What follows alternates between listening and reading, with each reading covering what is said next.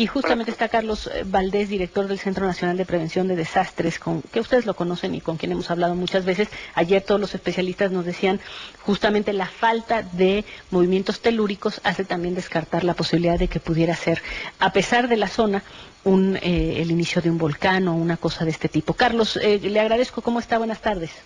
¿Qué tal? Buenas tardes, Denise. Es un gusto hablar contigo. Sí. Pues, ¿qué información tiene sobre el tema? Sí, nuestros especialistas van ya para allá, ya deben de estar en el estado de Michoacán. Son gente que pertenece a la subdirección de riesgos volcánicos y, en efecto, lo que se ha comentado es parte de lo que se quiere corroborar. Primero, la temperatura es muy alta, 200, 250 grados, habría que ver con qué termómetro también se está midiendo, pero las temperaturas, nada más para ponernos un poco en contexto, de las lavas frías son 800 grados y lavas calientes pueden llegar a 1200 grados. Y estas están asociadas siempre cuando es material magmático, cuando es lava magmática, con una emisión de gases y vapores y una componente, por ejemplo, importante de azufre.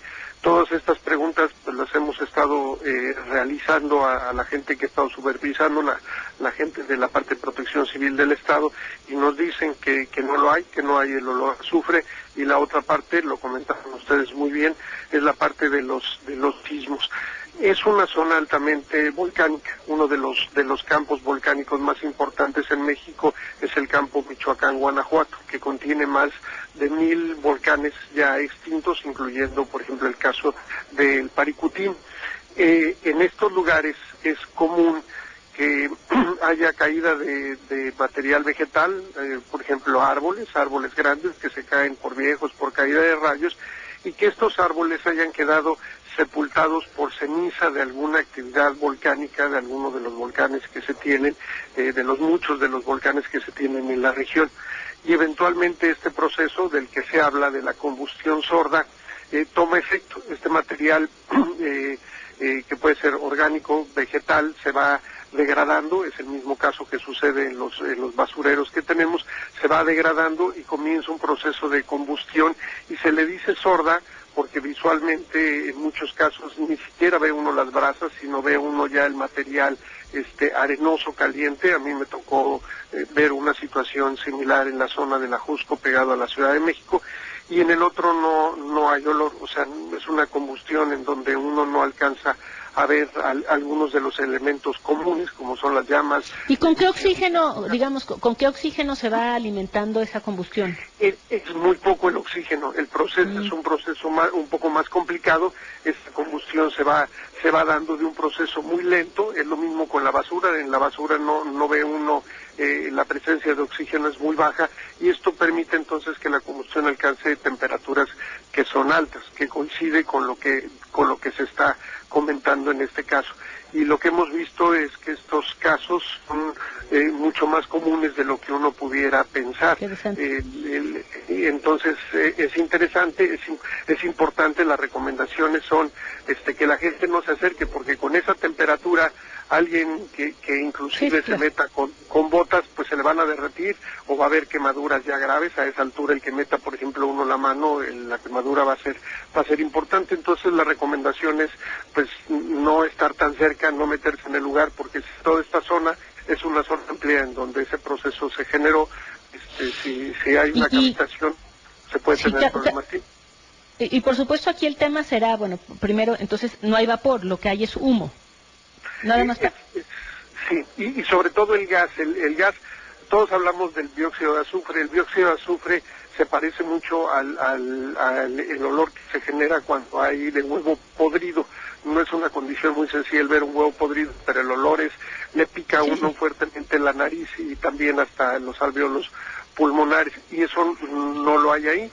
Cuando vemos la parte histórica reciente, el Paricutín en 1943, lo primero que se presentó, y por varios años, y que provocó muchos daños en la región, fueron sismos muy pequeños, pero cientos o hasta miles de sismos que se dan todos los días, porque el material magmático venía ascendiendo y venía rompiendo la parte de la roca y la parte de lo que llamamos nosotros la corteza, y en este caso ese elemento no está presente. No lo hay, ¿no?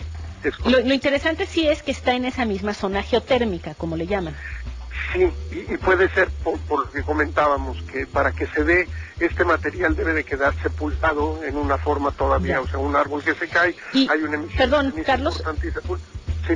Permítame un segundo, tengo que hacer una pausa. Estamos platicando, y le agradezco mucho a Carlos Valdés, director del Centro Nacional de Prevención de Desastres, sobre lo de Michoacán. Voy a una pausa, regresamos nada más para Carlos Valdés, director del Centro Nacional de Prevención de Desastres. Estamos platicando con él del tema de Michoacán. Y ya la última pregunta que le iba a hacer es... a partir de la información que sus equipos recaben el día de hoy, me imagino, se tendrá una definición de qué es exactamente lo que se trata y a partir de ahí también entonces una definición de cuáles son los riesgos para el entorno, justamente lo que nos decía nuestro reportero, que el caserío está a 100 metros de este lugar, hay que saber hacia dónde está evolucionando, si hay una caverna, hacia dónde está yéndose este fuego, ¿cómo le llamaron? ¿Fuego sordo? Combustión sorda. Sí. Combustión sorda. Verifiquen cuál es la situación, yo pienso que va a ser un poco lo que hemos ya venido comentando, delimiten ellos, que vean si la parte en donde está este campo de fútbol es una zona que se rellenó, hasta dónde se extiende y las recomendaciones, qué es lo que debería de hacer la gente cercana, ¿no? Eventualmente estos sitios, como nos tocó verlo, como el que comentaba en el Ajusco, una vez que son excavados y que este material está expuesto al ambiente, simplemente se enfrían. Sería lo mismo que cuando hacemos nosotros, no sé, una carne asada o una fogata, sí, claro. Finalmente se consume el carbón y lo dejamos ahí enfriar y al día siguiente, por ejemplo, ya está completamente frío, ya no hay ningún problema. Esas serían las evaluaciones y emitir una opinión técnica en el sitio, ¿no? Insisto, sí es una zona con muchos volcanes, ahí está el Jorullo, ahí está el Paricutín, México es un país con volcanes activos, el Popocatépetl está en actividad, teniendo explosiones, ceniza, o sea, es parte de nuestro ambiente y hay que conocer muy bien a qué nos enfrentamos, pero en el caso que vemos aquí, el componente crítico es que no hay sismos y eso nos empuja fuertemente a pensar que no se trata de una actividad volcánica como la gente lo pensaría muy bien y como sería su expectativa al ver este tipo de condiciones. Entonces nos sorprende la naturaleza todas las veces, ¿no? Con este calor intenso muy cerca de la superficie, pero todo tiene finalmente una explicación, esperemos poderla dar para la tarde y estar todos ya en sintonía y con recomendaciones adecuadas. Muy bien, pues interesante, estamos muy pendientes. Muchísimas gracias, Carlos, como siempre, le agradezco mucho. Con mucho gusto, Denise, un gusto saludarla. Gracias. Igualmente, gracias. Y bueno, ahí las cosas, vamos a esperar, ¿no? Hoy en la tarde seguramente tendremos más información, en todo caso un asunto muy interesante, incluso muy interesante este tema de el temor inicial. ¿En cuántos países del mundo tú crees que alguien empieza a ver que hay calor en la Tierra y dice, ay, no vaya a ser un volcán? No, en muchos. No, ¿y a qué distancia te decían? 300 metros. No, bueno, pero bueno, vámonos con otras cosas. Gerardo Duque, corresponsal en San Luis Potosí, nos tiene información, le decíamos, él nos estuvo diciendo que había aviadores en la Auditoría Superior del Estado de San Luis Potosí que cobraban ahí en calidad de asesores. Aparentemente ya se decidió, imagínate, no renovar contrato a 80 aviadores, eran una cantidad. Gerardo, adelante. Denise, muy buenas tardes. En efecto, bueno, recién se reveló hace un par de semanas esta red de corrupción, este escándalo de corrupción entre integrantes, funcionarios de la Auditoría Superior del Estado de San Luis Potosí y el Congreso local. Recordaremos que pues obtuvimos de manera pues certificada, con constancia sustentada, un listado de decenas de personas, de decenas de asesores, así se les denominaba en esas listas, que en realidad no tenían una situación específica al interior de la Auditoría Superior del Estado, y estaban cobrando un dineral. En primera instancia, recordaremos que recién se ventiló esto, se dieron de baja a 13 de ellos, que en sentido estricto eran la gente cercana a la ahora exauditor superior del Estado. Sin embargo, bueno, en virtud de haberse ventilado pues esta lista enorme de decenas de personas, es que ahora se da cuenta de que 80 de ellas fueron, pues ya no se les renovó el contrato, así lo determinó. Una pregunta, ¿qué presupuesto podía tener la Auditoría Superior del Estado para resistir, aguantar literalmente los salarios de 80 aviadores ¿no? Es muy impresionante, que además muchos de ellos, tú nos lo platicaste, eran colocados, gente que pues que los diputados lo ponían ahí, en fin, hermanos, primos, de todo tipo de gente que los colocaban en la Auditoría Superior del Estado como asesores. En realidad hacían otras funciones, a veces trabajaban incluso de forma más bien regular ya con diputados en la Cámara, es decir, una cosa increíble, pero debe haber sido un dineral.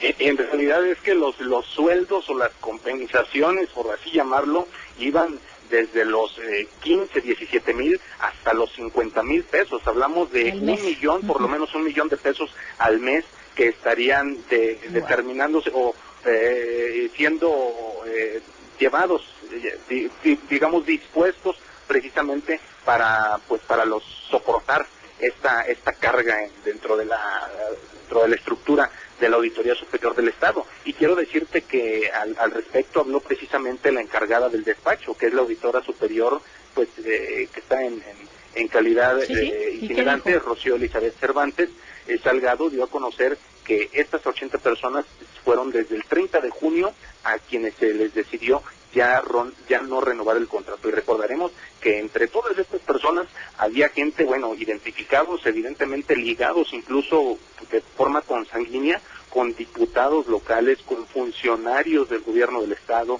no se diga con funcionarios de la Auditoría Superior del Estado. Es decir, se está cortando ya la cabeza de decenas de personas, pues en sentido figurado, evidentemente. Muy bien, pues un videoescándalo con muchas consecuencias el de San Luis Potosí. Te agradezco mucho, gracias Gerardo. Si me permites hacer una acotación bien breve, en este momento, bueno, ayer en la delegación de PGR en San Luis Potosí,